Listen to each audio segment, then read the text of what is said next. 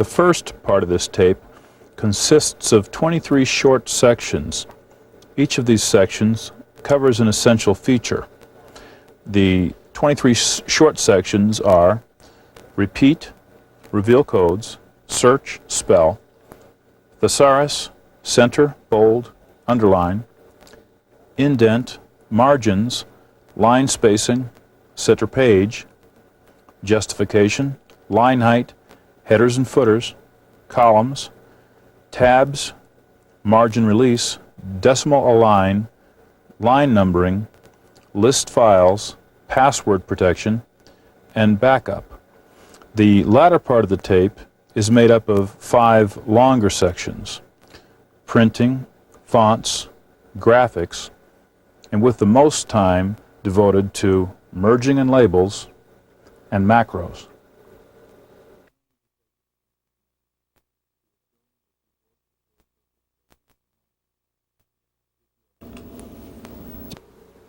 To get the most out of this video, just sit back and relax. It's not designed as a work-along session. The keystrokes for the features presented are included in a printed sheet, which is part of the package, so there's no need to take extensive notes. We assume that you've worked with WordPerfect for at least a month or so. If you're an absolute beginner, we recommend that you purchase our Introduction to WordPerfect tape so that you'll be acquainted with the most basic features of WordPerfect. The concept of this tape is that once you see features performed, you'll realize how simple they are and that using them is just a matter of repeating the keystrokes. For instance, we're on our computer screen, and WordPerfect will let you work in 2 different documents. We're in document 1. On the lower right-hand side of the screen, it tells you what document you're in, 1 or 2. In order to change to document 2, we simply press Shift F3, and we're in the other document, document 2. To get back to document 1, it's the same process, Shift F3. Well, that's the idea of the tape.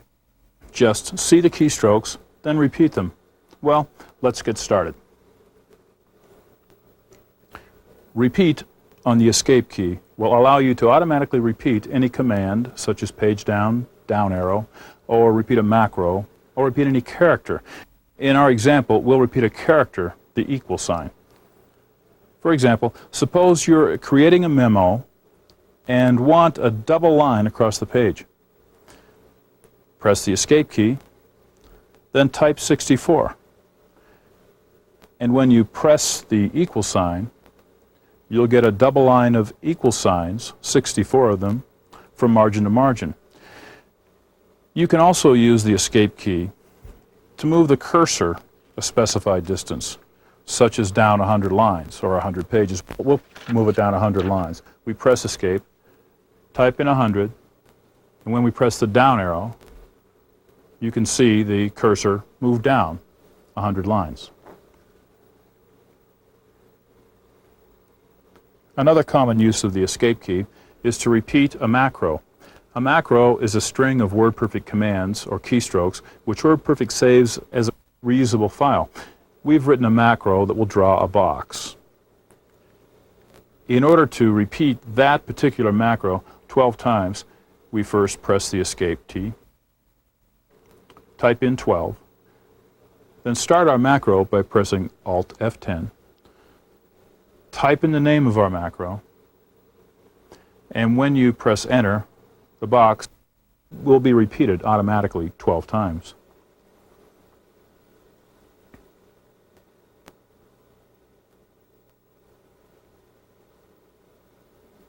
The repeat feature on the Escape key is a handy way to repeat characters, move a cursor a number of characters, repeat a macro, or any other feature you may want to do several times in a row.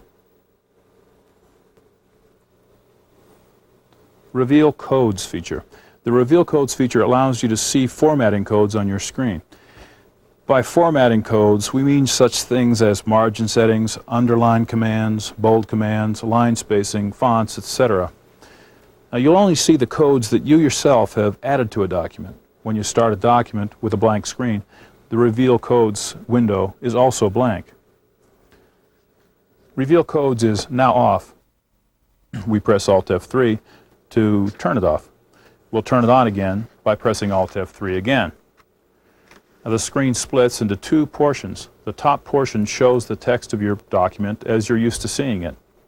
The bottom shows the codes of WordPerfect it uses to mark any alterations that you've made, such as changing the tab settings or bold-facing text.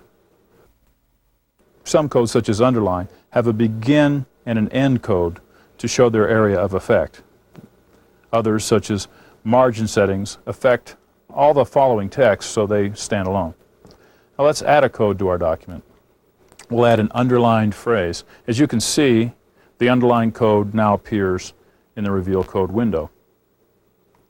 Reveal Codes allows you to see exactly what codes have been placed. The codes are listed and described in detail in the WordPerfect manual. Now to exit Reveal Codes, we press Alt F3 again, and the screen returns to normal.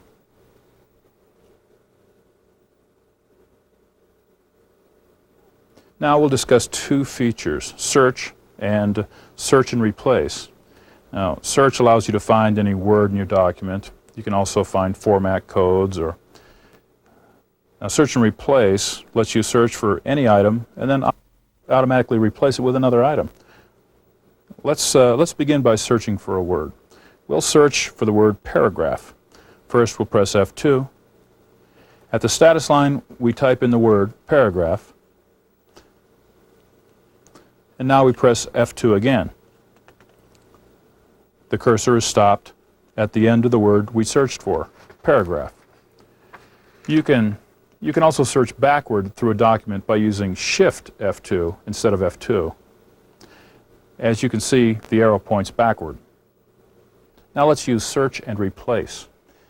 In our example, a name was misspelled. We'll automatically change the name Johnson to the correct spelling of Johnston with a T. Start the search and replace feature by pressing Alt F2. First, WordPerfect needs to know if we want to confirm each replacement. It means it will stop and ask us before it automatically replaces. In this case, we want it to be automatic. So we'll say no. Now WordPerfect needs to know what to search for. To search for Johnson, type the name Johnson. Now press F2 to name the replacement word. Type the replacement as you wish it to appear, Johnston with a T.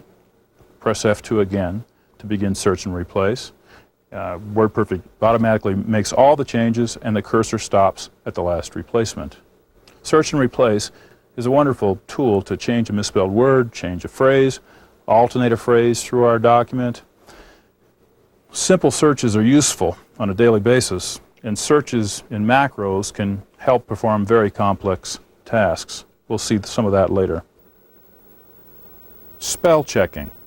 WordPerfect has an excellent spell checker.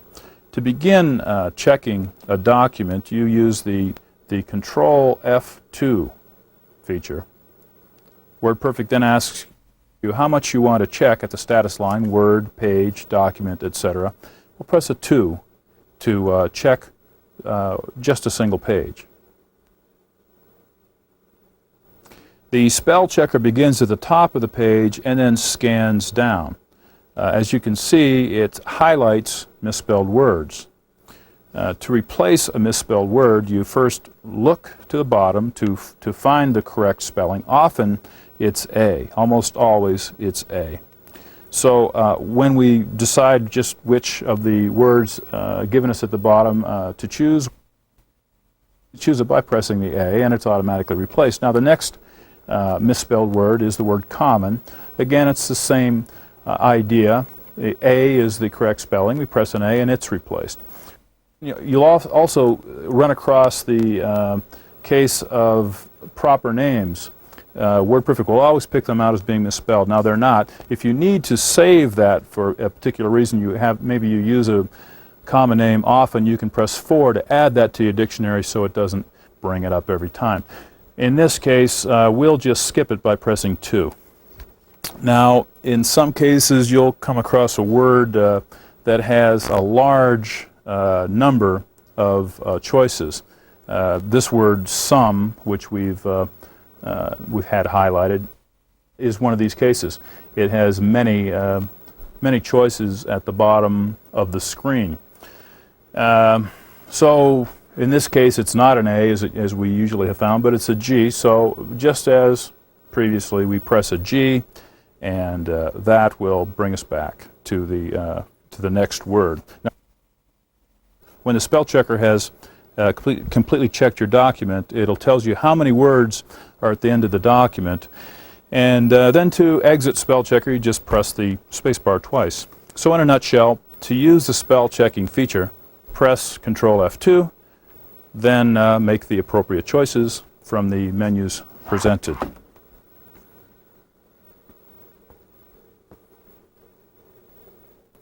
Thesaurus.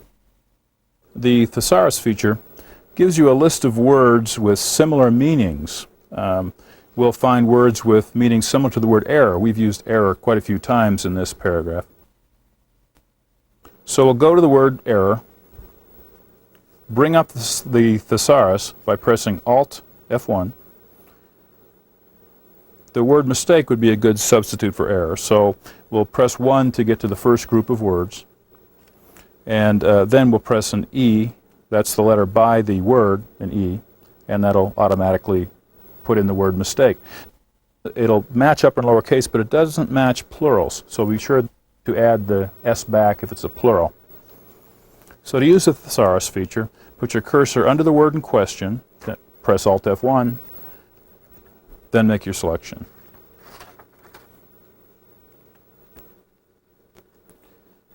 Now we're going to discuss features that affect the format and appearance of your document. A few of the things that we'll talk about are centering your text, underlining, indenting, margins, etc. We'll begin with centering. You may want to make use of WordPerfect's centering ability for a number of reasons. You can center text in two ways. First, by turning on the center feature.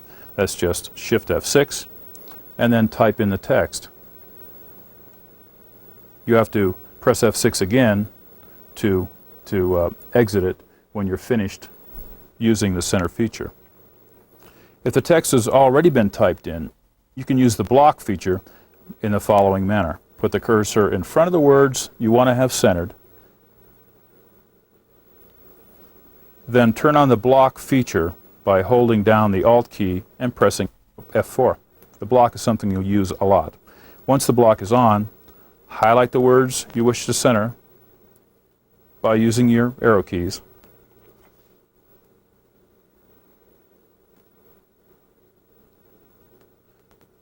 Now when the words you wish to center are highlighted, you center them by holding down the Shift key and pressing F6. At the status line, WordPerfect will then prompt you by asking center, no, or yes. Type a Y for yes, and the text is centered.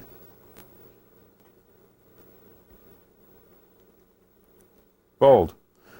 Suppose you wish to set the title of your document apart from the rest of the text by bolding it. To do this, put the cursor in front of your text and then block it out using Alt F4. Now when you press F6, this automatically bolds the text and turns the block feature off. So the text typed afterwards is normal, not bold. Now you can also bold your text while you type. To do this, press F6. Type in your text, and then press F6 again to turn off the bold feature.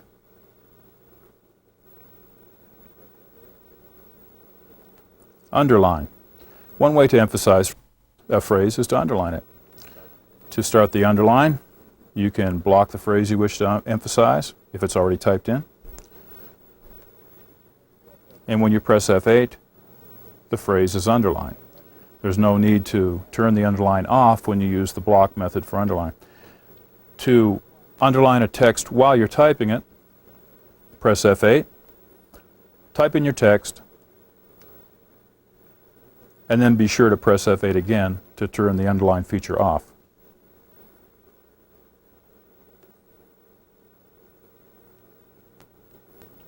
The indent feature. For many applications, you may wish to set things off, such as quotes, by indenting them. The first thing you'll want to do is make sure that the quote is set off by the rest of the text by a hard return. A hard return above and below the quote. That's using the Enter key. The next thing you do is position the cursor in front of the quote and then press F4. Now you won't see the entire quote indented until you push the arrow key down a few times. Pressing F4 indents only the left side of the paragraph. If you want both sides of the paragraph indented, you have to use Shift F4.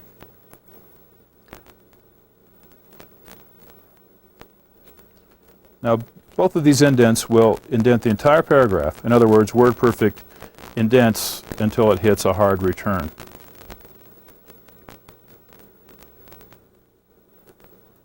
Margins. From time to time, you'll want to change your margins. For example, you may have a single-page letter that's very short. By making margins wider, you can make it appear a little longer on the page. First, make sure the cursor is at the top of the page. Now press Shift F8. We'll select a 1 to choose the line format menu. Now once you're in the line options menu, the option number 7 for margins. When you press 7, the cursor will move down to the current margin setting for the left margin.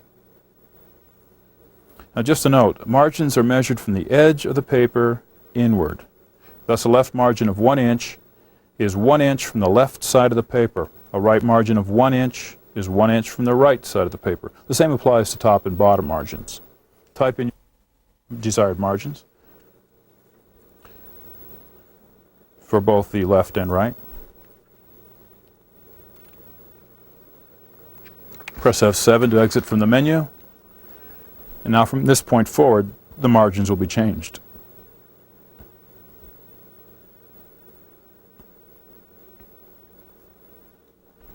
Line spacing.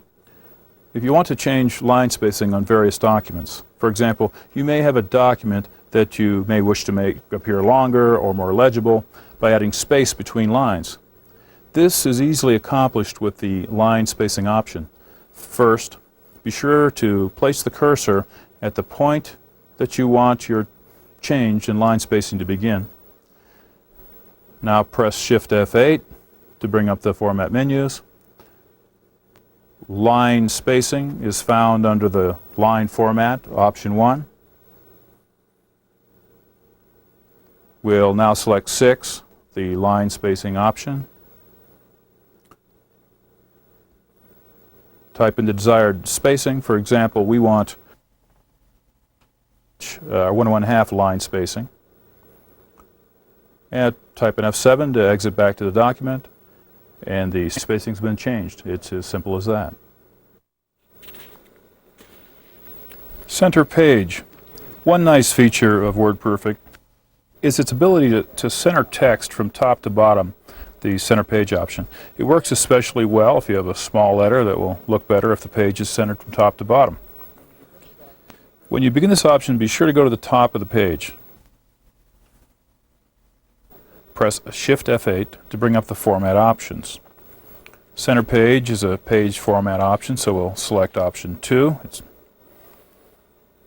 Select 1 to center the page from top to bottom.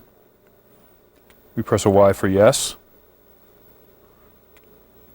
And press F7 to exit from the menu. As you can see, our printed document is nicely centered from top to bottom.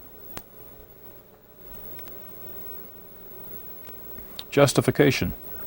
Sometimes you want a letter to have a right margin to look as smooth and even as the left margin. Making each line have the same length is called right justification. If you want your document right justified, it's easy to do. Press Shift F8 to get to the format menu. Now justification is part of the line format. It's 1. Next, you'll select the justification option by pressing a 3. Now, if you're using an earlier version of WordPerfect, you'll just type a Y, and the no will change to a yes. And you'll get right-hand justification. In our case, we're going to press F7 to get back to the normal screen. You won't see it on the normal screen, but when you print the document, you'll see the nice even right margin. Line height. Line height, which is the distance between two lines from baseline to baseline, the two red lines. Line height's adjustable. For example, let's say you have a document with fixed margins that you don't want to alter, and the text runs just a little too long to fit on a page. With line height, you can slightly decrease the distance between lines to solve the problem. To begin the line height feature, press Shift F8.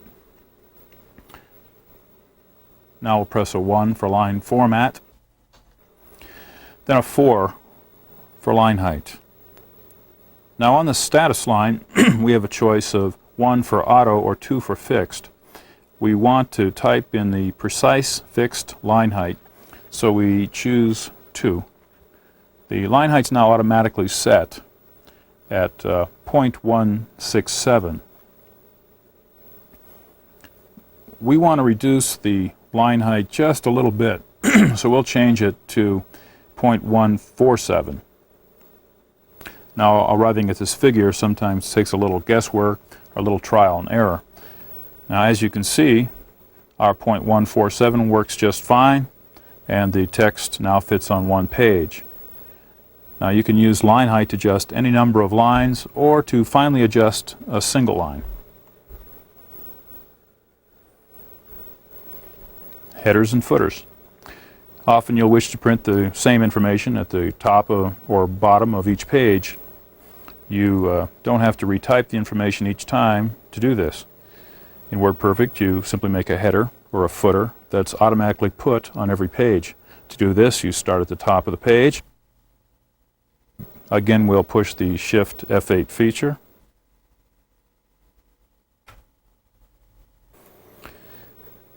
And then we'll press a 2 to get to the page format menu.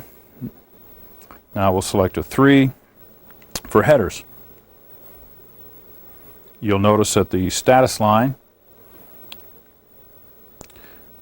you can have 2 headers or 2 footers.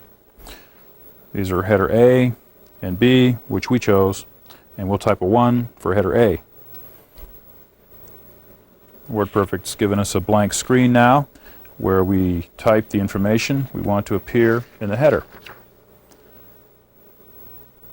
We've exited the header feature by pressing F7, and now we've gone into the View Document feature. That's Shift F7-6.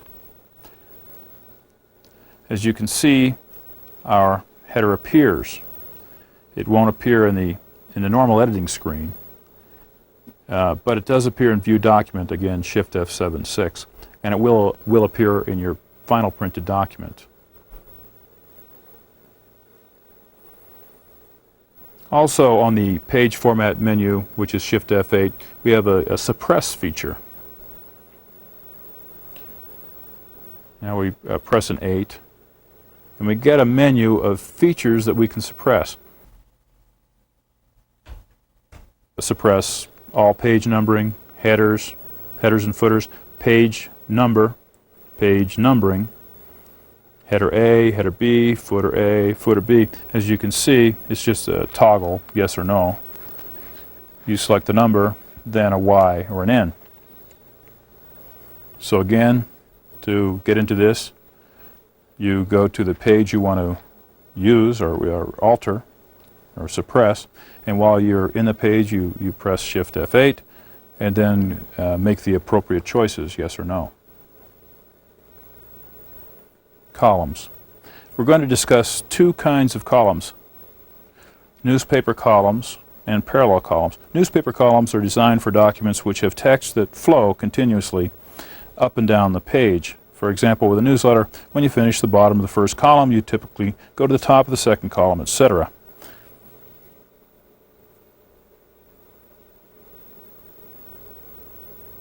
Now, suppose you've typed the complete text of a newsletter and you want to make it easier to read by formatting them into 3 columns on a page. To do this, position the cursor at the beginning of your text.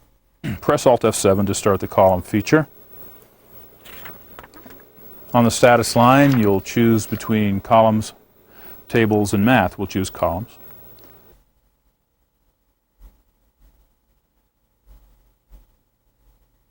We'll choose define.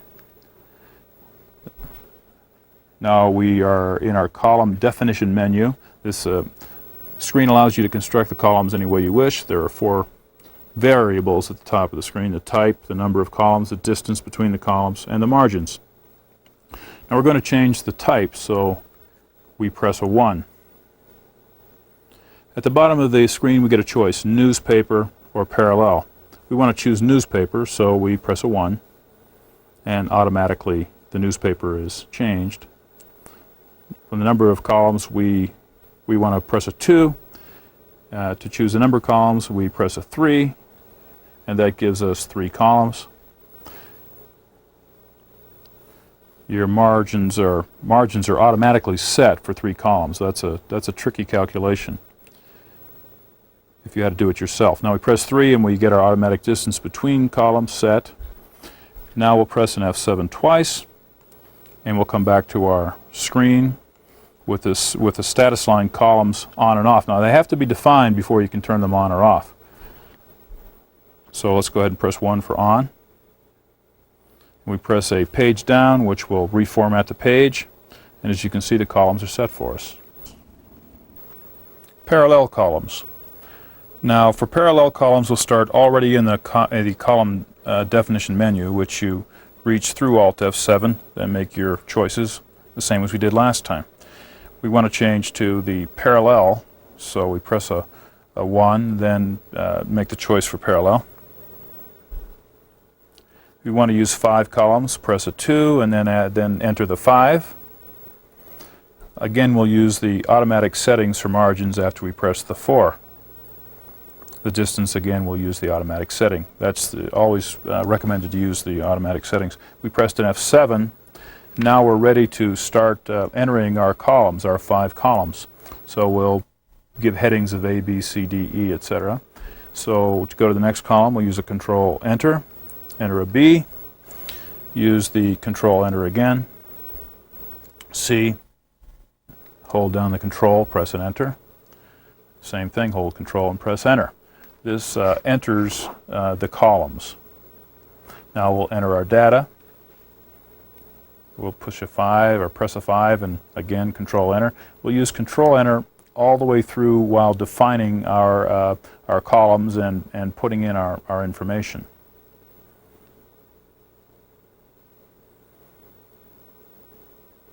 We'll do one more line here. 100, 150, Control Enter again, Control Enter again, and Control Enter one more time. Now once you have the information entered, you can get from column to column by using Control arrow keys.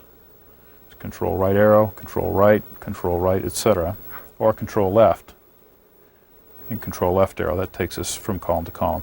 Now we want to make sure to turn the columns off once the information is entered. So we press Alt F7 and then an off. Tabs.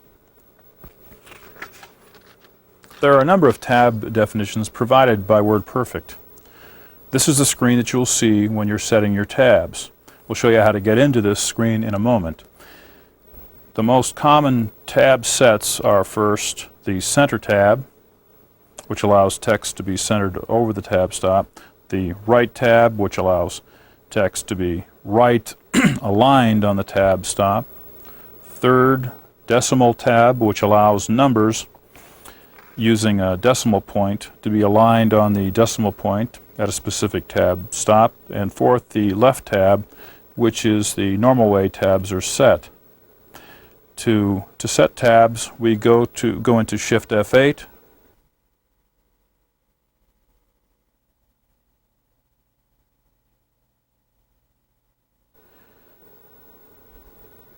Now we choose 1 for align format. Tabs are in the other side of the screen. We'll choose number 8 for tab set. Now this is again the normal tab set menu. In this column we've brought up a document. All the characters are left aligned. Using the L aligns them to the left.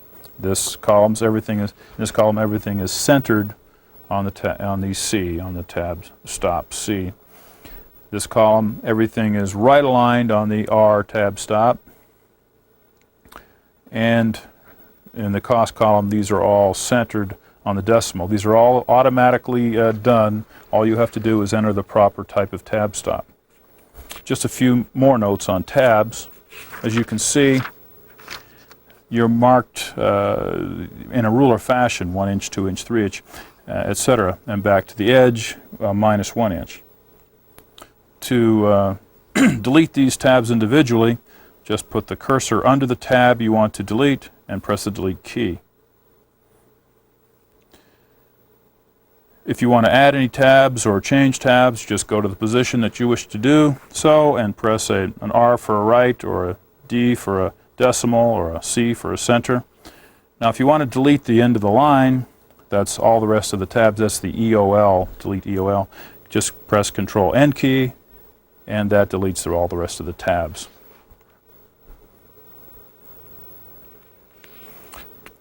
Margin release. The margin release function allows the sentence to start inside the left margin setting instead of the at the margin set. Margin release is invoked by placing the cursor on the left margin. Then while holding the Shift key, quickly press the Tab key. This is also known as a hanging indent. There must be a tab stop set inside the left margin in order for this function to work. The default WordPerfect settings for tabs include this automatically at 1/2 inch. Next is decimal align character. The align character, the default align character, is the decimal point, as you see in this example. It's used to align these numbers. This align character can be changed to any other character. It doesn't have to be a decimal point. Now in this example, we're using a colon as an align character instead of a decimal. To change the align character to a decimal point, from a decimal point to a colon, or any other mark, just press Shift F8. Decimal character is aligned in 4 for other. Now we'll choose 3 for decimal aligned characters. Enter a colon at the cursor. It could be any character. It didn't have to be colon. Now we'll press Enter at this 1000 separator and press F7 to go back to the document. Line numbering. For certain documents, it may be useful to have lines numbered. For instance, in this example, each line is numbered on this document, and this document is in the normal fashion. No line numbering. To add line numbering to your document, we again use the Shift F8 key. We'll press item 1 for line numbering. Line numbering is item 5 in the next menu. We have a choice of yes or no. We press a Y for yes. Now we get a menu to set our line numbering format. It asks if we wish to count blank lines, how many end lines, or meaning every 1 line or 2 lines or 3 lines, etc. The position of the number from the edge of the left edge. The default is 0.6. The starting number is 1 or whatever you choose. And number 5 asks you if you wish to restart numbering on every page or have it go continuously throughout your document. The line numbering, as you can see, will not appear on their normal computer editing screen. However, if you use the View Document feature, which is Shift F7, the same as print, then go to item 6, press a 6, and you'll be able to view your document as it will be printed. And as you can see, the line numbering is there. List files.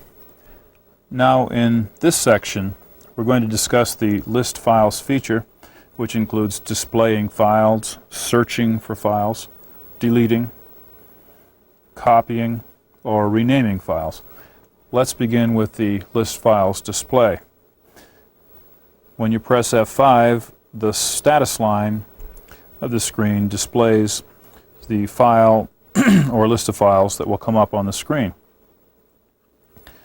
Now, for instance, if you wish to go to your A drive one time only, you would just type in an A : and then enter. However, if you wanted to stay in the A drive, say you had a lot of files on the A drive, you would delete the A, press an equal sign, which allows you to change the files, then go to A : press and enter, and that will take you to your A drive, and it will keep you in the A drive as the default drive until you change it again. And across the top of list files, you'll see the day's date, the size of the current document, the time. It will tell you how much free space you have,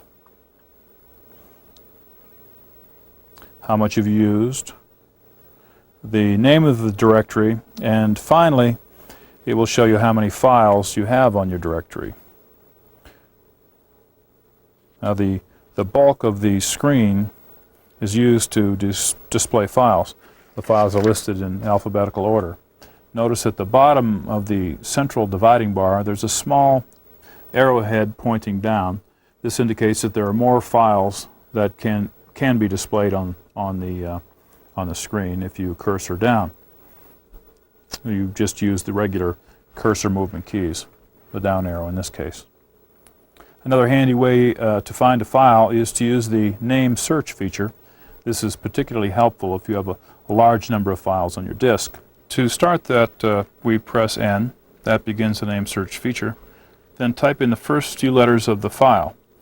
The selection bar will go to that file, as you can see. Now let's say that you want to take a quick look at that file to make sure that it's what you want. First you have to press F7 to exit the name search feature, then press F6 and you can page up or page down or cursor through that file. Now you can't make any changes to this file. You have to retrieve it to your screen by pressing a 1 to do that. What if you can't remember the name of the document that you may have worked on months ago?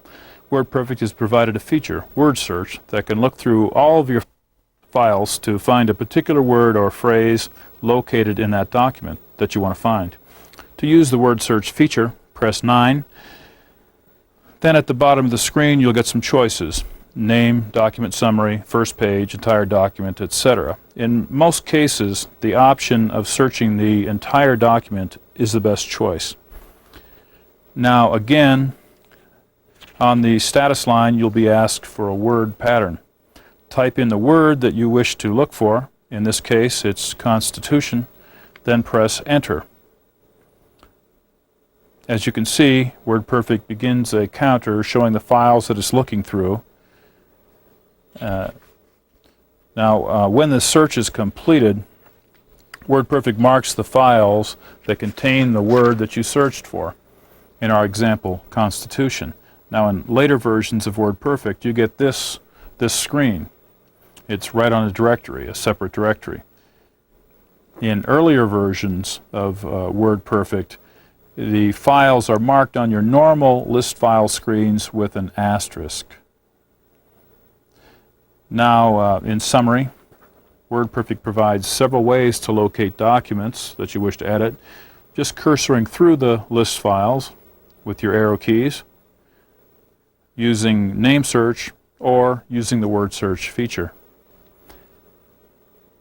Now, if you want to work with a group of documents, the easy way to do that is by marking all the documents that you want in the group and marking them with an asterisk. Use your arrow keys as you normally would to go to each document that you wish to include in the group. Then keep pressing the asterisk key until you've marked all the files that you want to mark. As an example, we're going to mark the last 10 files in this directory. Now once they're marked, we can select any feature from the status line. In this case, we'll use the copy feature to copy all features to another disk, or copy all files to another disk. We'll say yes, we want to copy all files, and we're going to copy them to the B drive. Now just to note, we could also delete all those copies or remove or rename them. We'll just go ahead and copy them. Now if you copy groups of files, be sure to go to the disk drive that you copied them to and checklist files to make sure that all of them were safely copied.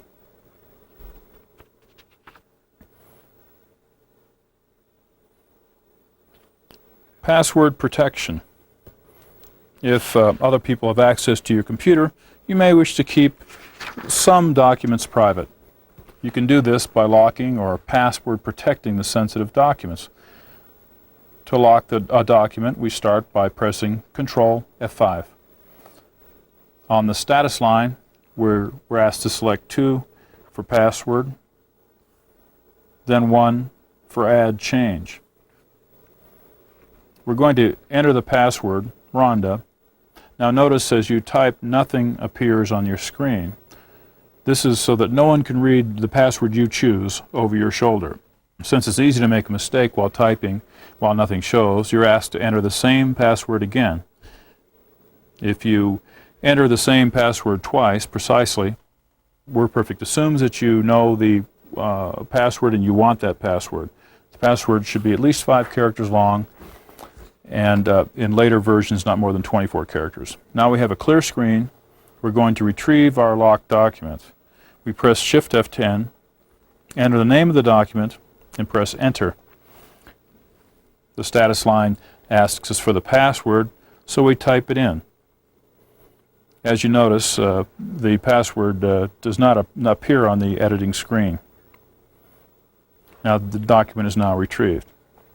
Now you can unlock a protected document by pressing Control F5, then 2 for password. And then instead of add change, we press 2 for remove. Now be sure to save your document again after you've done that, or if you don't save it, it won't be removed. The password won't be removed.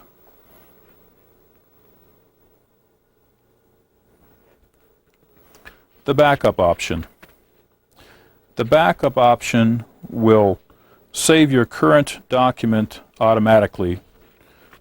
It's in case you have a power loss or power failure. Select the backup option by pressing Shift F1. Now in earlier versions, backup is item 1. In later versions, we press a 3 for environment and then a 1. Now we're in the backup menu. The backup directory is set for C:WP51.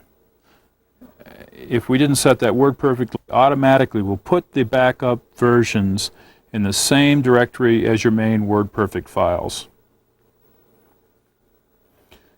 Item 1 allows you to select the period of time between backups. We say yes, we want backup, and we want 30 minutes between backups. You can select 15, 60, 5, 3, it's up to you. Now the bottom item, item 2, will save all backups for you on your hard disk. Now you rarely need that. In most cases you'll say no. If you say yes, you'll add many files to your list files. This is your backup file. WP BK1. That's for document 1. That saves all documents you're working in document 1. Document 2 is BK2 if you're working on document 2.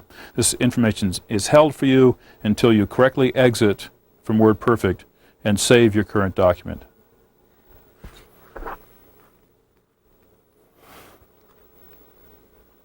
Printing. Now we'll give you a few tips on printing. Now, as normal, you go into printing with Shift F7. This is our control printer screen. Now let's look a little more closely at the top area. Item 1 and Item 2 you're probably already familiar with. This will print your full document. Item 2 will print just the page that your cursor is on. Item 3 allows you to print a document from your disk drive. Now there are times that it won't be able to print. You may have to retrieve that unformatted document to your screen. Item 4 is Control Printer. Let's look at that option. This screen will give us an idea of what's going on with our printing. Now we see that we're printing job number 3. Status tells us that we are currently printing. There's no error message such as a problem, loose cable, out of paper, whatever might keep the job from printing. It tells us the type of paper we're using, standard 8.5 by 11. The location is continuous feed, that requires no action. Now let's look at the bottom of the screen. You see the bottom at the Control Printer menu, we can cancel a job by pressing a 1, or we can cancel all jobs for that matter. We can rush a job, which means that if you have a large number of print jobs, by pressing 2, you can designate 1 to go to the head of the list. Item 3, we can display all the jobs we have that we are currently waiting to print. And item 4 is sometimes you need to give a printer a go. If you're using hand-fed sheets, single sheets, you'll hear a beep. You need to go into this menu. It'll say, give a printer a go, and you do that by pressing a G. And 5, you can stop a print job by using that option. Next item, item 5 is multiple pages. This is handy if you want to print just a few pages in your document. For example, we'll press multiple pages, and then we'll look at the status line. We'll type in the pages we want printed, which are just 11 through 17, and the printer will take care of the rest. Item 6 is a handy feature. It allows you to look at your document exactly as it will be printed by your printer. We refer to this a few times in the tape. You can look at full page, 200%, sections of the page. Let's take a look by pressing 6. On the status line of your view document, you get options of 1 for 100%, 2 for 200%, 3 for full page, 4 for facing pages. Now, pressing an item 1, we get a 100% representation. Now 2 enlarges it to 200%, 3 gives you a full page, and 4 shows you facing pages. While you're in view document, you can use your arrow keys to move up or down, left or right, etc. You can also use page up and page down to see different pages. Now you can't do any editing while you're in view document. Item 7, initialize printer, is used to load fonts, printing fonts, from your computer to your printer. We'll talk a little more about that later. Just a quick note on view document. That will also allow you to see things on screen such as right justification, headers, footers, things that don't normally show up in your editing screen that you may want to look at to make sure they're there. Others are page numbering, line numbering, font changes, red line, and strikeout. Now let's move on to the bottom of the screen. The S allows us to select a printer. Let's push the S. On this screen we can select between printers. Here we can choose the HP LaserJet or the Okidata.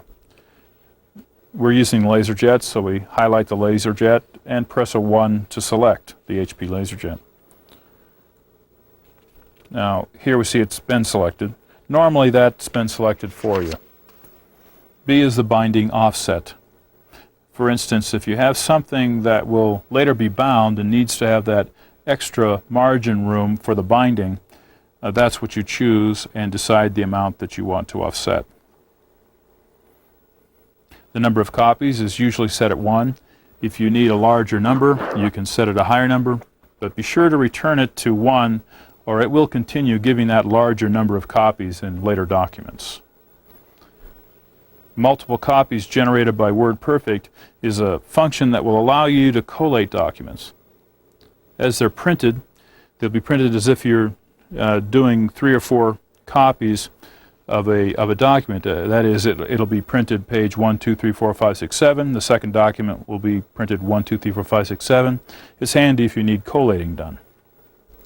Graphics quality is set at medium. It can be set at high or low settings. Printing goes faster at medium at lower or lower settings, and printing is higher quality at the higher settings. Text quality similarly is set at high, low, or medium. Another handy printing feature is the block feature. You can print a block. To do that, you start by pressing Alt F4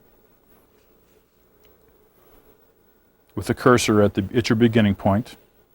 The block is on. We'll highlight the area we want to print by using our cursor keys. It could be just a paragraph or a number of pages. Now we'll press Shift F7 to print. It'll ask if we want to print the block at the status line. We say yes, and the printing's done for us. Fonts. WordPerfect allows you to change fonts for particular accents or for whatever reason within your document. Now, the normal font that you will find in a printer is Courier 10 pitch or something close to that. These are all different fonts, different sizes. Most of these are of the same group, Times Roman. This one is Helvetica.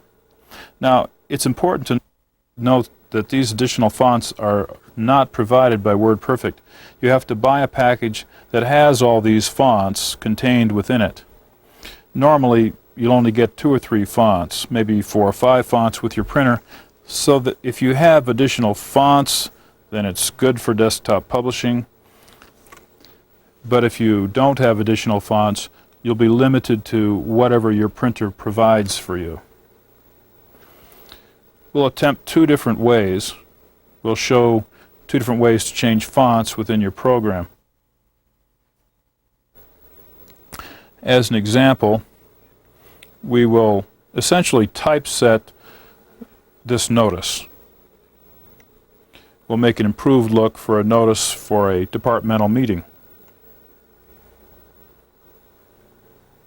This would be a normally typed notice, and then if we use WordPerfect's ability to change fonts, we could get something along the lines of this. Here we have a 30-point Times Roman, and then we're using a 12-point Helvetica, and then we moved up to a 18-point Times Roman. There are 2 ways of changing fonts in your document. One's by using the base font approach, and the other's by using the attribute approach. We'll start with the base font. Both of them are located on the Control F8 key. We press Control F8. On the status line at the bottom of your screen, you'll see Size, Appearance. A little further over, we'll see Normal, and then we'll see Base Font. Base font is what we're looking for, so we'll press a 4. We're going to make a headline for our notice, so we'll want to cursor down and get a large font, a 30-point font. The larger the point, the larger the font. Now we'll select this Times Roman 30 point by pressing a 1 to select. With most monitors and graphics, you won't see any change on the screen to show that you're in a larger font. So let's use Alt F3 and reveal codes to look at our font. Here's our code, font Times Roman 30 point. We'll press Alt F3 again to turn it off. Okay, now we're going to center our cursor and type the word notice. Now we're ready to change our font to the next line of text, the smaller font. We want to use Helvetica 12 point. So we press Control F8 again to get into the font menu. We press a 4 for base fonts. We're going to choose Helvetica 12 point, so we will cursor up and highlight Helvetica 12 point. press a 1 to select our highlighted font. That's highlighted at the top of the screen. So we just press a 1. Now we're back on our editing screen. Now we're going to press Alt F3 again just to make sure our font is there. Here's our font change, Helvetica 12 point. Now we're going to press our right arrow once because we want to make sure that everything we type is after the font change. If you type before the font change, you won't get that font. You'll have the previous font. So make sure that your cursor is on the right-hand side of your font change. Now we're going to go down a couple of times and type in the text. Now normally your cursor will be after your font change.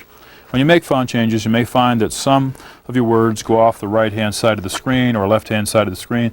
That's because you were usually typing in a different pitch, maybe Courier 10 pitch.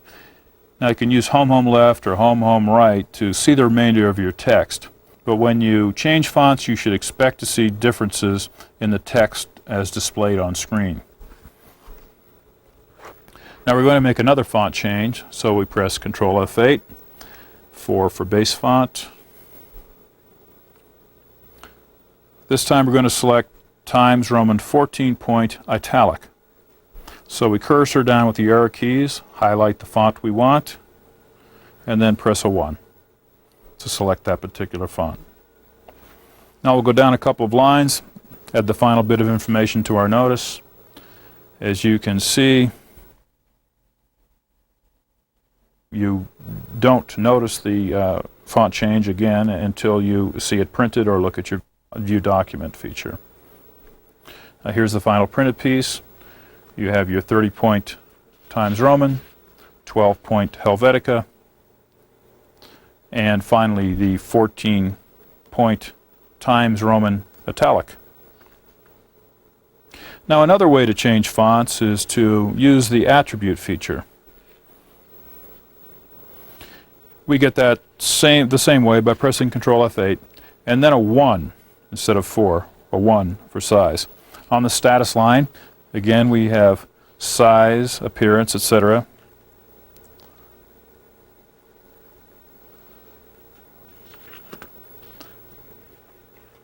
You get superscript, subscript, fine, small, large, extra large. Let's choose very large, 6. Now we're in our Reveal Codes feature, Alt F3. We see the very large. This is a paired code, a beginning and an end. These are paired codes. We type in our text, and as you see, the text is going between the codes. That's what you want. Now when we're finished with the type and we want to go back to normal type, we want the arrow, we want the cursor just to the right of that, so we press the right arrow key once. That gets us out of that attribute, out of that large feature. So on our screen, our attribute is again large, but again we don't see it. There are cards such as the Hercules Ram font card that will let you see this. Most computers don't have that. So let's take a look at our finished product. As you can see, you have your normal type and your very large type. In using your various font changes, we find that changing the base font is more precise and more consistent, although you may want to use the attribute approach to changing type size.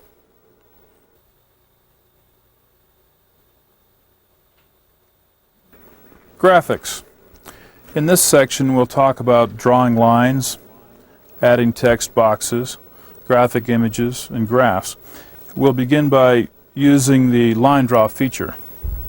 Here we're going to add some lines for a headline banner in a newsletter.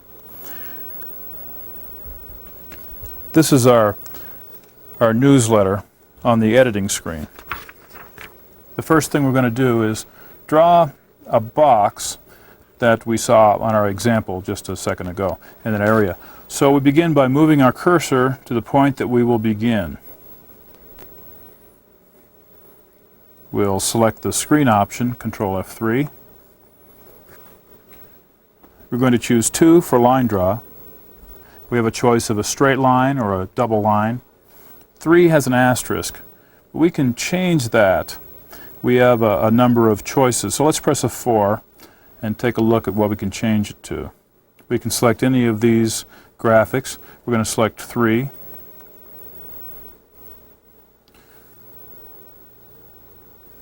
Now, back at the top of our screen, so by pushing the arrows, we're going to have a box put in.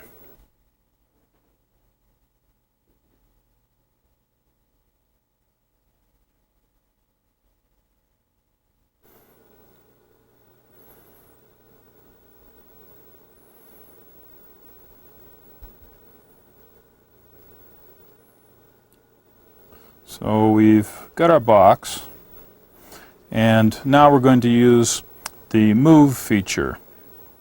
That's number 6. By pressing number 6, you can move the cursor around without drawing further graphic lines. So a little later we'll show 5, erase. So we've pressed a 6. Now we can move to the next point that we want to make another line, another box. So we've pressed it there. Now we're at the bottom of our screen at the status line, and at this point we're going to choose a line style for our next box. We want a double line, so we'll choose a 2. Now we're back at the top of our editing screen. We're going to draw our double line using the arrow keys as before. Now, as you can see, we've gone a little too far and we want to erase. Just moving the cursor back won't do anything. So by using item 5, we can erase. So again, just by pressing the arrow keys without using 5 does not erase. Now we're going to add a graphic to our newsletter. The graphic images that WordPerfect supplies are located in the appendix section of your manual. The ones in 5.0 are a little different than the later versions, so refer to the appendix to see what's available to you. So we'll put the cursor at the point we want the graphic to begin. The cursor is there. That'll be the top of our graphic. We'll want it to go the full width of the column and then down. We'll define that in a few seconds in the menu prescribed for that. So to begin the process, we use the graphics key, which is Alt F9. We're going to press 4 for user box. Now we want a box around our graphic. Normally it doesn't come with one. We have to define that. So we choose Options on the menu. Options item 4.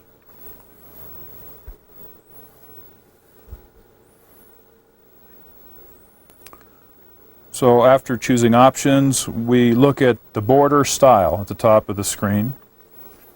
So we choose the border for our box. Right now there's nothing there, none, none, none, none, left, right, top. Now at the bottom, that's where we make our choice for our border style. We pressed 1. Now we get none, single, double, dashed, etc. We're going to choose 2 for a single line around the box. So as we cursor through, we put a 2, and that adds single, single, single as our border style, left, right, top, and bottom. The rest of the items are fine. They can be left in the setting that you find them in. Now we press Alt F9 for graphics. Again, we press 4 for user box. We press a 1 to create. On the user box menu, you'll see we'll first want to enter the name of the WordPerfect graphic that's in the appendix of the manual. It's named Balloons .wpg. So we'll press a 1, we'll look at the bottom on the status line, we'll type in the name of our graphic, balloons WPG. We're back at the top. The contents is simple. When we press enter, entering the name balloons, you see graphics comes up on contents, and of course balloons was added to number 1. We're not going to put a caption in, so we leave that blank. For anchor type, we press a 4. We have to choose an anchor type. We have choices to make here. Paragraph, page. If you want the graphics box to stay right with the surrounding text, use paragraph. If you want the graphic to stay at a particular point on the page, never moving, choose page. If, in our case, we want the graphic to be treated as a character, treated just as any other character, or letter or number, we're choosing 3 for character. Now, on vertical position, it's set at bottom, but we want the character to be the top, actually the cursor point to be the top of the graphic, so we choose top.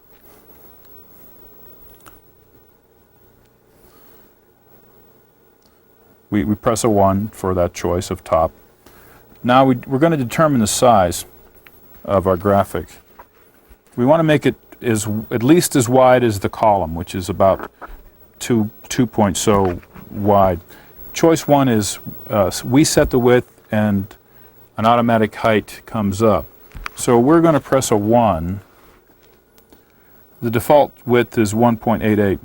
We're going to say 5. That's 5 inches. That's much wider than the column. But WordPerfect will give us the widest. It'll come as close to 5 inches as it can. It'll make it as wide as possible and calculate the rest. So WordPerfect is calculated 3.75 wide, 272 high. It would be a difficult calculation if we had to make it ourselves. The question to wrap text around the box, we say yes, wrap it around the box. Otherwise you might get some over-striking or over-printing right in the box. We don't need to edit it right now, so we won't edit, and that's all we have to do. Press F7 to get out of the menu. Now we're going to look at our document using the View Document feature. That's Print menu, Shift F7. So on the Print menu, choose 6. On the View Document screen, which we've seen before, but it's a handy feature, so we keep going back to it. We see our graphic just as it was placed. Now we're back in our user definition box where we just were and set up our character top, anchor type, etc. Now we're going to go to edit. The edit feature is an interesting feature, so we press an I. At the bottom of our edit screen, we have such choices as move, scale, rotate, and invert. Just to give you an idea of how flexible WordPerfect makes graphics, let's start off by changing the size of our graphic by using the page up or page down keys. That changes the size of the graphic. Page up makes it bigger, and page down makes it smaller.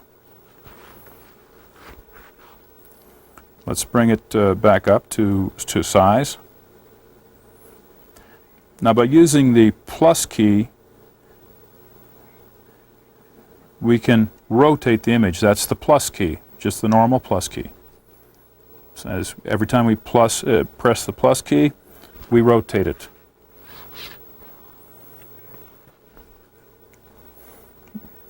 Now we can invert the image by pressing 4, and 4 brings it back. It inverts it. It's a toggle switch on and off, 4.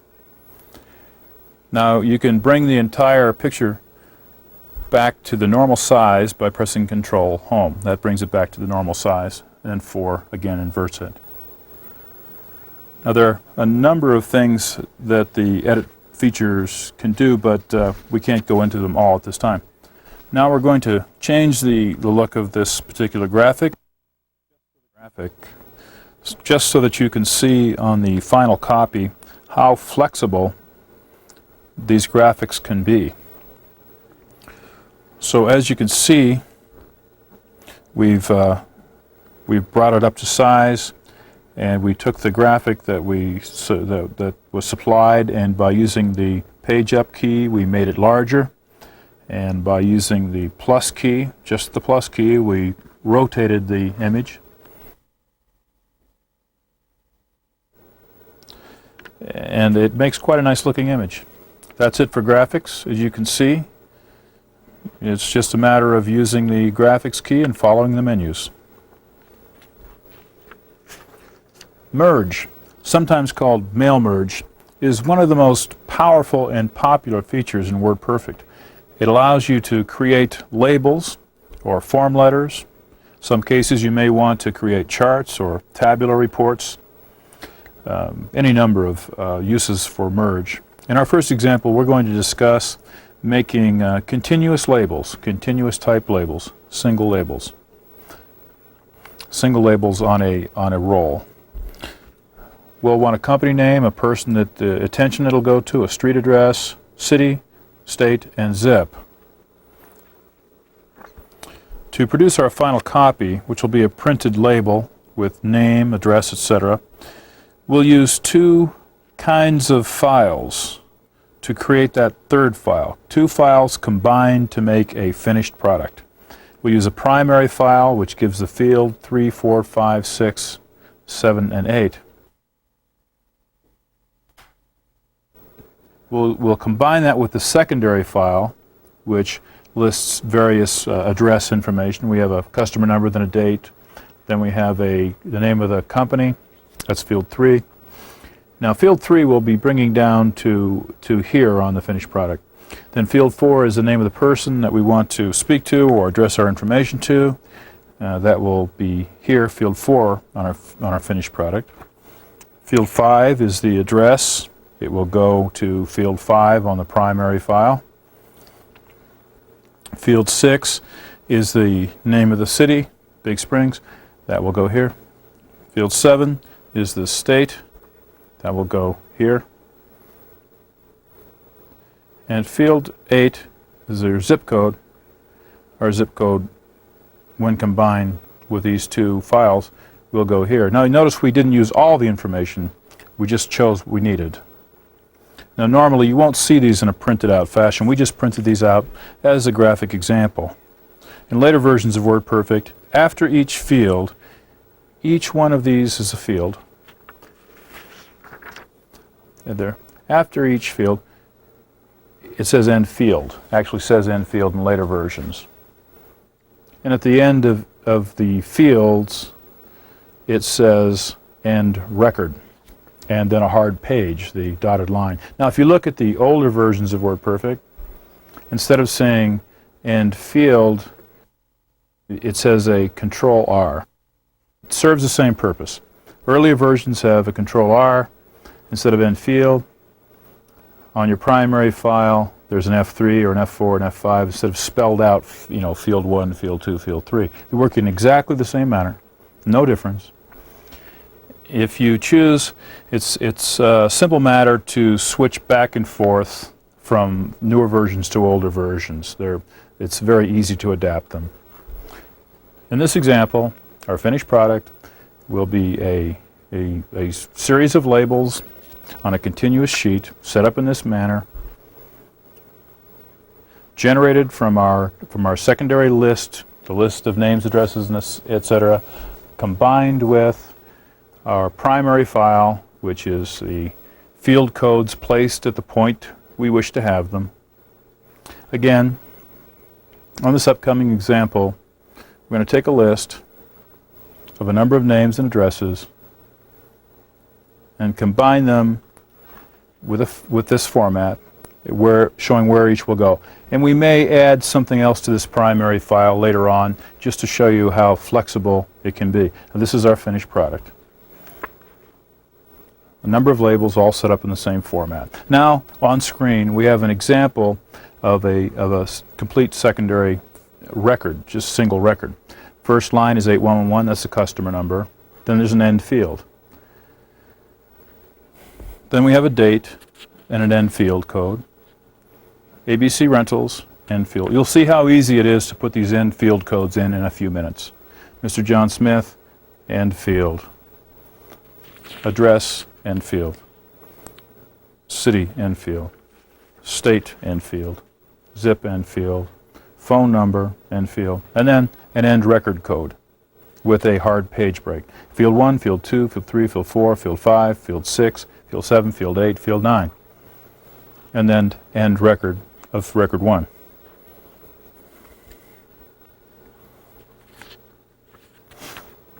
Typing in information into a secondary field is very simple. We just type it in as we normally would, but instead of using the enter key, we use the F9, which takes us to the next line. Now watch, we'll F9, puts in the end field code, takes us to the next line. Name of company, F9, gives us an end field. Name of the person, F9. Address. A good aspect of the later version, just an aside here, is as you cursor down, your field is marked. The number of the field at the status line is given to you. That's very helpful if you're using long records. Often you may be typing in records that are 20 or 30 fields long. These are short. You can just count to field 9 or field 8 or field 7, but it is helpful, and it is a feature in later versions. Now we're back to typing in our records. So we're typing in a customer number, F9. Date, F9. We're repeating this really just to show this is an essential part of all entry for secondary files. You'll be doing this over and over again, but you need to see just how it's done and how simple it is. It's just type it in and hit an F9. Whether you're using an older version or newer version, it's the same process. End of each field, F9. Now we're at the bottom of our record. We need to put in a code to tell WordPerfect that we're at the end of the record. There must be an end record code. Now we press a Shift F9.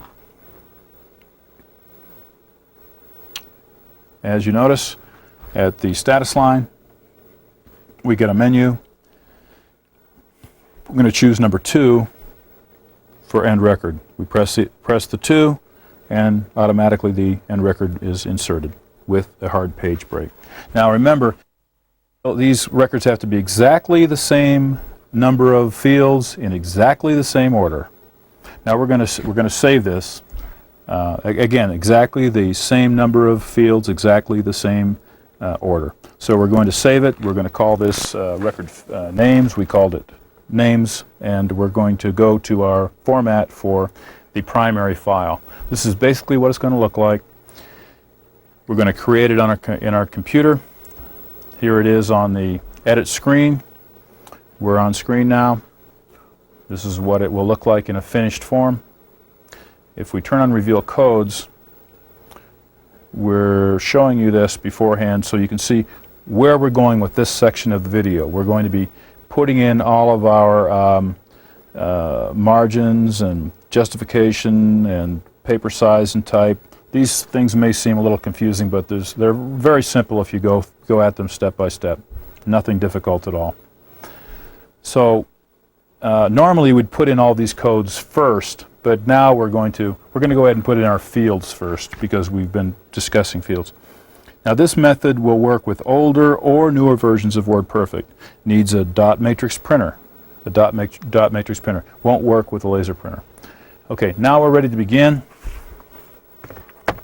And we're going to put in our primary file. We have a blank screen. We have no codes. The first item on our label will be the name of the company. That's field 3, 1, 2, 3. That'll be our first item in our primary file. So these are merge codes that we're entering to a blank screen. So we press a Shift F9. We get a menu. Now at the top of the screen, that's where our cursor has been placed at the point that we want that first code to go. We've already placed it there. So now we're on the status line after pressing Shift F9. We press 1 for field. We enter the number of the field. We want field 3. We'll press a 3. Press enter. And as you can see, field 3 has been entered.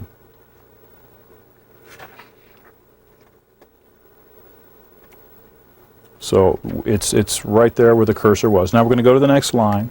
We'll use our enter key to go to the next line. We'll use Shift F9. Select 1 for field. Enter the field we want. In this case, it'll be field 4. Put a 4 in. Press enter. Field 4 has been entered. We'll go to the next line using the enter key. Now that our cursor is positioned for field 5, we'll press Shift F9 again. At the status line again, press 1 for field. The field number is 5. Enter key. Again, we're at the top of the screen. It's been put in for us, field 5. Press enter key to put in field 6. Merge codes again, Shift F9, select 1 again, enter the field, that's field 6. Enter 6 for the city. The next field will be the name of the state. We've already got the company, person's name, address, and city. So now the state, we put a comma, then a space. Merge codes again, Shift F9, choose 1 for field. Enter our field number, 7. We're at the top of the page. The next field will be the zip, so we'll put in a couple of spaces. Repeat the process, Shift F9. Choose 1 for field. Enter the field, field 8. And now all of our merge codes are in. There. As you can see, our merge codes are contained in our view document, Alt F3, which we brought up. So now let's bring our cursor back to the top of the document, home, home, up, and then left arrow to make sure you're all the way over to the beginning of all codes, because we're going to be laying in some new codes. Now it has to be all the way over for laying in the page format codes. Now in most applications you would probably lay in your format codes first. We've done this just to keep a certain order in the video visually, but normally you would bring the cursor all the way over to the left. If you were at this point, you might have some problems, so bring it all the way over to the left. The first code we're going to put in is our top and bottom margins. The top and bottom margins are in the familiar page format Shift F8 key, where so many things are located. Margins, it's item 2, so we'll press a 2. And then again we'll select 5. That'll bring our cursor, press a 5, that'll bring our cursor to the top margin. 0.25, we want to make that for a top margin. Bottom we'll want is 0. We'll exit by pressing a 7. As you can see, our top and bottom margins are set.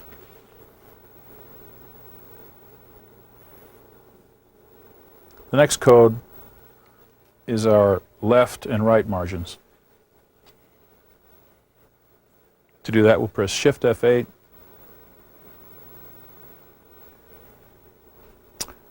Left and right margins is on item 1, press a 1. And then a 7 for left and right. Let's enter that as 0.25 and 0.25, left and right both 0.25. F7 to exit that menu. As you can see, our left and right margins have been entered. The next code we'll enter will be a justification code. We're going to make it justification left. Now this isn't essential, but it just improves the look of the the label. We'll press a 1 for justification. Now it's now on 3. It's now at full, so we select a 3, and at the bottom, after pressing a 3, we have our choices left, center, or right. We want 1 for left. Now in earlier versions it would be just yes or no. In earlier versions you would select yes or no. We suggest you select no. So our justification code has been entered.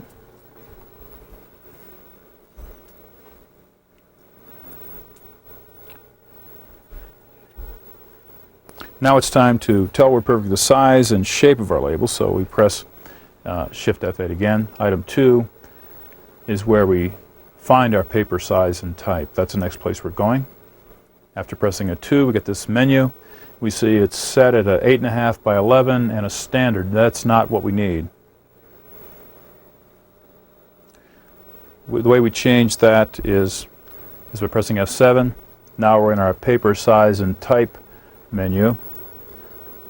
It gives us our orientation. Now these listed are all standard. Their legal size are 8.5 by 11. None of them will work for our application.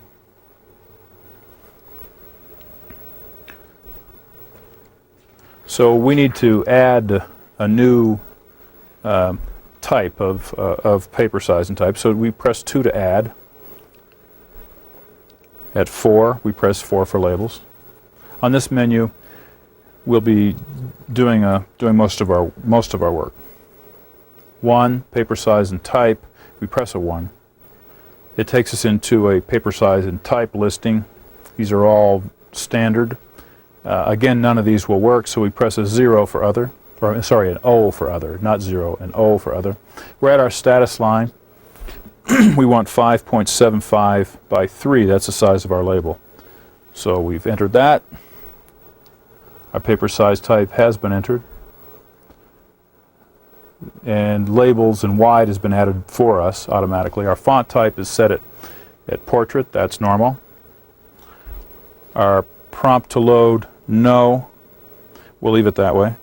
Location, continuous. That's a continuous tractor fed type label. Double-sided binding, no, we don't want that.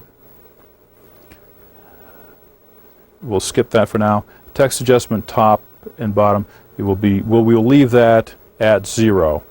You can make some text adjustment, but we're not going to go into it at this point, and we don't need it for this application.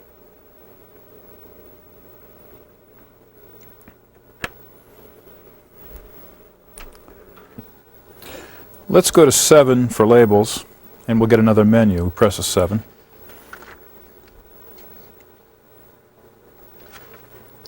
Here our label size has been entered for us, 5.75 by 3. It's automatically entered from the previous menus that we went through. 1 column by 1 row, exactly right. Top left corner, 0 and 0, that's fine. The distance between 0, that's fine. And our label margins, which are a little different than what we put in, but they've been essentially corrected for us, we'll accept those. Now we'll accept these automatic settings. We'll exit. We have to be careful though, because we have to make a selection on our way out. F7, F7. Now we're at the point that we need to make a selection. At the bottom of our menu on the status line, we have the number 1 is select. We'll do that in a few moments. So let's go back up to the top. Here we have our newly defined label. It's labels wide, 5.75 by 3, paper size, prompt, no, location, continuous for tractor fed.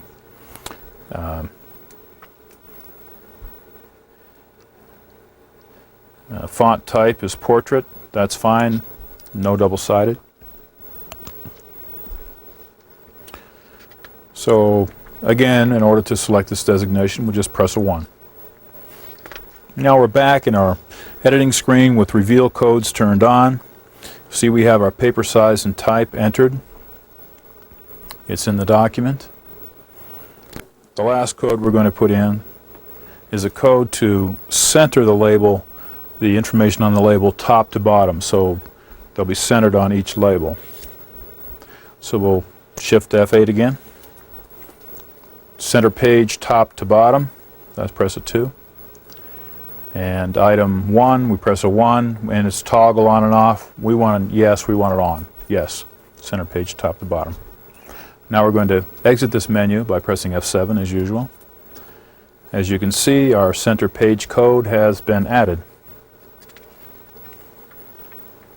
Now we want to use the View Document feature again to see what the labels look like at this point. Shift F7. 6. And we can see the basic shape of our label. As we get in close, we can see that the merge codes have been added. Now, field 3, field 4, and field 5, this is the way the merge codes, or the field codes for primary merge codes look. They don't say that the entire message. It's just a 3 and a tilde. Now we see this, but we don't like the positioning. We're going to change it a bit. What we're going to want to do is move this over. We'll move it over to the right, and we'll add a return address at the top left-hand corner. This is a simple matter, just as if you were doing any sort of document. We're back on our editing screen. We're going to tab the fields over, just using the tab key. So just tab them over, then we'll use the enter key in a second to push them down.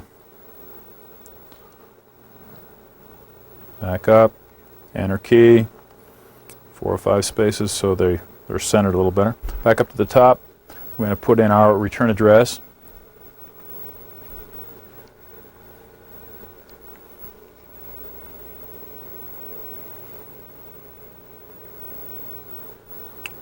Let's look at it again. Shift F7, 6. And there it is. This is our primary file. All of our secondary information will be merged into this file. We have our fields where we want them. The return address looks just fine. And so we're just about ready to merge. We're back on our editing screen. Everything's set the way we want it. We'll save this. We'll save it on the editing screen. We'll save it as labels. So we've called it labels. Now to begin the merge, we need a clear screen. So we've got our secondary file set up. This is our primary file. It's set up. We clear the screen. F7 and N. F7 no to clear the screen. But just again, we're going to merge. We're going to combine this primary file that we've just created with our fields where we want our names and addresses. We'll combine that with the secondary secondary file, which has the names and addresses in a particular order, all with the merge codes correctly entered. So our primary file labels will merge with our secondary file names, and they'll yield finished printed labels. Now we're ready to do the actual merge. Nothing could be simpler. It's Control F9, that's all. On the status line, we have a choice, 1 for merge. Now, we need the name of the primary file, labels. Press enter. And the secondary file, names. Type that in, press enter. From then on, it's automatic. This is our finished merged file. Let's go into Shift F7 View Document again. Here it is on View Document. Now let's page up and page down through it. We can see a few of the files. They look fine. They're ready to print. So we print this just as we would any other. Shift F7 and 1 for full document.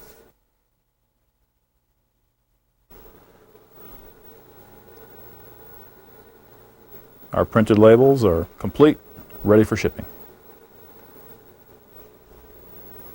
Now in this next example, we're going to show you how to do what's commonly known as Avery labels or 3x10 labels, 32 a page. They run in columns, 3 columns by usually 10 rows. We begin with a clear screen. Now this will be a little different. Now we're showing reveal codes here, nothing's on a clear page. Now if you're using 5.1, version 5.1 or later, there's a really great feature for you. The macro is all set up for you, and it'll format most of your label needs for you. So we press Alt F10, type in the word labels. Now don't confuse this with the form we made before. This is the name of a macro. Labels is the name of the macro. It lists quite a number of pre-set up label designations. You can see the the label sizes, names per sheet, etc. Now on the right hand side of this you'll see that the brand names are also spelled out for you. Avery, as well as the product number itself. Now at the bottom of the screen you'll see 3M and some of their products, 7730, 777, etc., 7709. Now this will work with many printers, but it won't work with all printers. So you can, if you're fortunate enough to have a printer that will work with this, you just cursor to the label you want and select it. And it's a simple matter of making a few choices. Now there are some printers though that you will get an error message saying that the margins are too large or something of that nature. With our printers we get these error messages. Now we'll show you how to set it up if you happen to get the error message. If your macro system won't work for you, we'll give you a method. It's relatively simple. Now we need to go into Initial Codes, Shift F8. We're on the Format screen. 3 for Initial Codes. And then choose 2 again to get further into the menus. And now we're in the Initial Code screen. This looks like the Reveal Code screen. It's not. It's not. It's Initial Codes. It's totally different.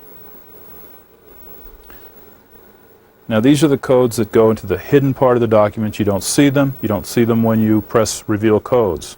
Initial Codes, Reveal Codes. Different. Okay, now we're going to set some codes. We'll first go into Shift F8. Now we're going to set our paper size and type into the initial codes, not into the reveal codes. Okay. Now we need the paper size and type. So we'll choose 7 to set our paper size and type. Now first we're going to go ahead and center the page top and bottom while we're here, so we'll just change that to yes. That'll neatly center our text in each label. That's important in these small labels. Now we have a menu of labels, and you may find what you need in here. But we'll assume that none of these will work for you, and we'll continue. We'll go to the bottom. Again, we see the select and add. We want to select. We want to pick 2 to add. We want to add a label. We choose 4 for labels. On this screen, everything is relatively preset.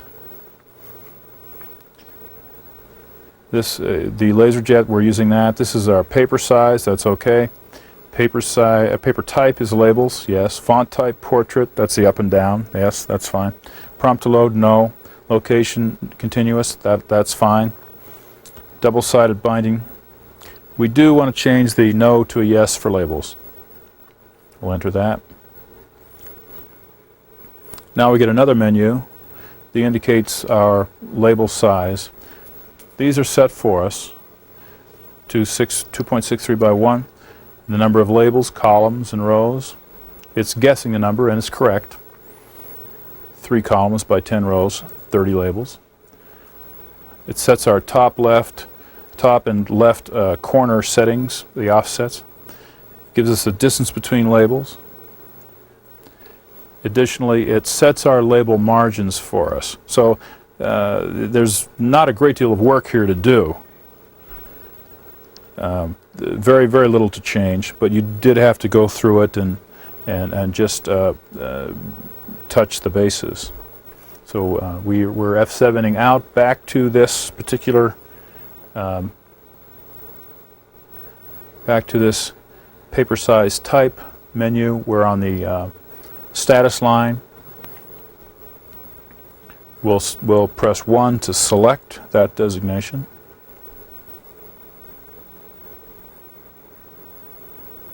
Now we're back at our initial codes screen. You can see our center page is in, our paper size and type is in. When we get back to reveal codes, we'll see that these codes are not there. We don't want them in the reveal codes, we want them only in the initial codes. This is a common error that's made in setting these kind of labels up. Now we're at our blank screen again. Pressing Alt F3, this is our reveal codes. We're back at the blank screen. There are no codes here. If you have any codes here with a 30 3 by 10 type label, you'll have problems. 30 on a page label. We're emphasizing this because it's one of the most common problems made. So we're in our we've added merge codes to that blank screen, just in the same way that we did it before. We didn't want to take the time to do it again. We just added the various fields. Our label formatting is there. It's as simple as that. Again, we'll clear the screen and we'll do another merge. Control F9 in the same way we did before, 1 to merge. Our primary file is labels to X3. We saved it as label X3. And our secondary file is names, the same one we used before. As you can see, the merge is complete. And you won't see all of the columns until you use the View Document feature. That'll look like it's just one column on your editing screen. And now we have the finished product. Now when you print, if you only want one page of labels, you need to press Full Document. If you say a page, it'll just print one of these little labels for you on a full page. Considers each one of these a full page. And so be careful with that particular point. Labels can be a little difficult to set up, but once they're set up, they're so simple to use. Try running through this procedure a few times. It's quite easy once it's all done.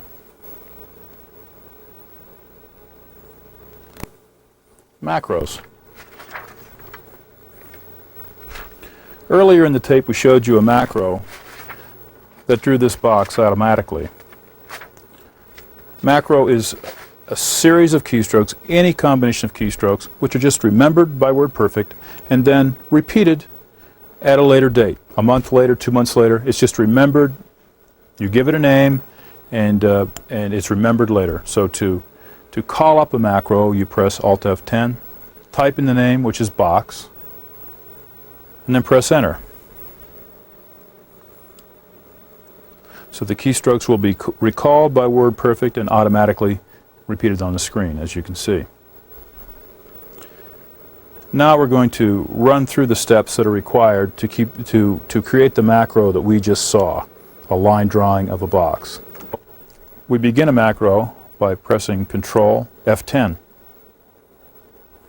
On the status line, we get a message, define macro. All that message means is give the macro a name. That's a term we deal with. We'll name the macro box 2. Press the Enter key. WordPerfect asks us for a description of the macro. Line draw box is the description we'll give it. This will help later when you may look through your macros to try to decipher just what that macro is. Now that we've entered the name of our macro,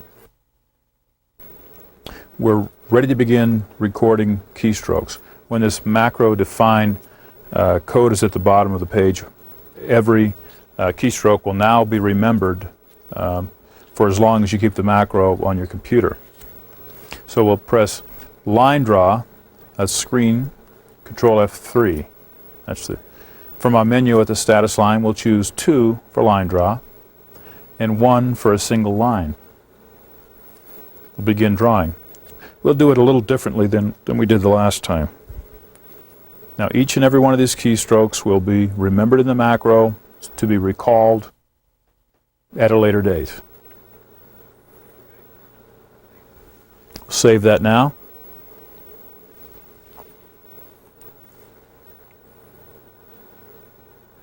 To end our macro, we'll first press an F7 to end the line draw, then Control F10 ends the macro just as it started it. It's a toggle on and off, Control F10. Now we're back on our editing screen. We're going to bring the macro up. We're going to put the cursor where we want the macro to begin. To execute the macro or use the macro, we press Alt F10. On the status line, we're cued to type in the name of the macro. Box 2 is the name. And when we press the Enter key, macro will execute. As you can see, it drew the line.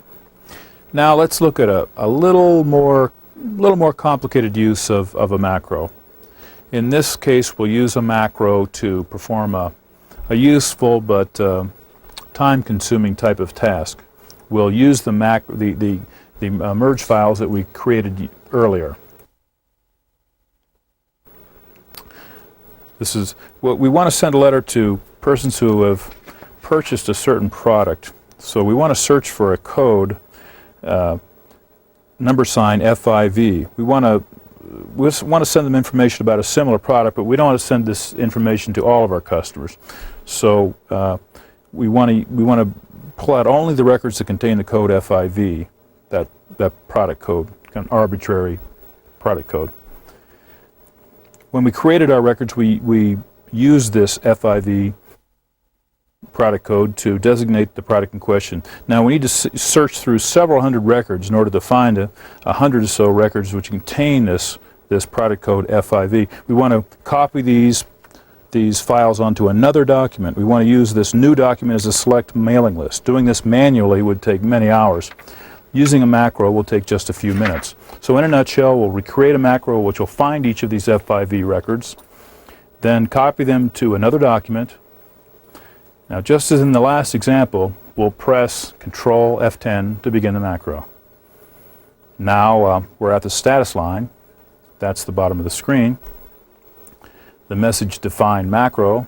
It's a little cryptic, but it just means give the macro a name. So we'll name it number sign FIV. We'll press Enter. Now we're asked for a description. We'll just say find FIV records. We press Enter again. Now our macro define designation is at the bottom of the screen. So from this point on, every keystroke that we make will be recorded by WordPerfect so that we can use it again at another date, weeks later, months later, however long you keep the macro. We'll start defining our macro. Our cursor is at the top of the entire document. That's where we started when we pressed Control F10. The cursor has to be at the point that you want it to begin when you begin the macro. So it's there. First thing we'll do is use the search feature. Now our macro is recording all these keystrokes. So press F2. That begins the forward search feature. We type in the code that we want to search for, number sign FIV, press F2 again. As you will see, the cursor has gone just after the FIV code. Our next step will be to use the move feature to take these these records to another document. The move feature is located at Control F4. Press a Control F4. Now we're at the status line, and it asks if you want to move a sentence, paragraph, or a page. We want to move a page. We want to record each record. Each of these pages, each one of these records is considered a page by WordPerfect. So we want to move the entire page. Press 3. That blocks out our entire record, which is synonymous with the page. Now we're back at the status line at the bottom of the page. We have a choice to move, copy, delete, etc. We want to copy. To move it would actually take it out of our original document. We just want to copy it and put it in another place, leaving it in the old document. So we press 2 for copy. Now the message at the status line tells us to move the cursor to the point that we want the copied record to be retrieved. So we'll use the Shift F3 switch document feature, which we saw earlier in the video. We'll switch from document 1 to document 2. We're in document 1 now, and we'll add our records to document 2. So as you know, it's a toggle type switch, so we can go back and forth by using that Shift F3. So we'll press Shift F3. That takes us to document 2. Again, the document 1 or document 2 designation is on the status line. We're at the top left-hand corner. The cursor's at the top left-hand corner of document 2. This is the point that we want the file or the record from the other document to be copied. So we press the Enter key, and that will retrieve our copied page from document 1. So as our macro goes through and finds more and more of these records, as it will go through later. Now we're still defining it. So we'll be adding these pages to document 2. So we want to make sure our cursor is in the right place. So we use the page down key, which again will be remembered within the macro. So our cursor is at the bottom of the previous record. You can see that just by using cursor up arrow, that shows us where we are. So now our cursor is ready for the next record. So we'll switch back to document 1 using Shift F3 again. Simple as that. Now we're back on document 1. Our cursor is in position to search again for the next record that contains that code, FIV. The macro define is still on. So we're finished with defining our macro, so we'll want to turn off the macro define by pressing Control F10 again. So it toggles on and off. So back at our document, where our macro define is finished. We've completely defined our macro. In a second we'll show you the macro in action. Now, let's go back to the earlier part of the video with the escape key. The escape key is used to repeat things any number of times. The macro, as it's set up, will only do those operations one time. It'll search for that 5 once and make one switch, and it'll just do it once, the way it's set up. So we want this to go maybe 500 times. So what we'll do is press the escape key, set the repeat value at 500. We have to do that first. We have to do that first, and then immediately thereafter we invoke the macro. So we've set our repeat value. Now we're going to start the macro, and we're going to start it by using Alt F10, not Control F10, Alt F10. This is to use the macro Alt F10. We type in the name of our macro, which is $FIV, and when we press Enter, we'll see the macro actually making the search, blocking out the the file, and it'll do in less than a minute what it might take an individual hours to do. You'll see the macro in action. It's searching, switching, copying, etc.